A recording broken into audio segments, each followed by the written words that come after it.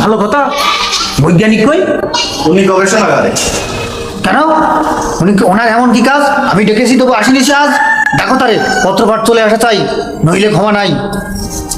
আর জম্বুর তীর থেকে এসে আর 7 মাস ধরে অন্ন ধ্বংস করে এসেছে। বলে আমি পৃথিবীর শ্রেষ্ঠ বিজ্ঞানী। বিজ্ঞানের এখানে কিছু আছে যা আমি না জানি? বলে চাই গবেষণাগার, না জানি কি করবে আবিষ্কার। রাজ্য চলনার সব সমস্যা মিটে যাবে তাতে। আমি ভাবি লোকটারে হাতের কাছে রাখি, কথা মতো কাজ যদি পাই ক্ষতি নাই। সেই থেকে রয়ে গেছে দিন রাত্র, না জানি কি করে তার ওই যন্তর মন্তর ঘরে। লোহা তামা সীসা সাপ ব্যাং শকুনির ঠ্যাং কি নেই সেখানে। আমার হিসকায় ফেলে ধাতু করে ছাতু, খাবরে চুল্লি জেলে কি যে করে ভর্ষ, সে এক রহস্য। আবার ধমক দিয়ে বলে সপুরে নেওয়া হলে মহারাজ তিষ্ট, কাজ আর সামান্য অবশিষ্ট। আর তেষ্টানো যায় না, এইবার একটা হয়ে যাবে স্পার।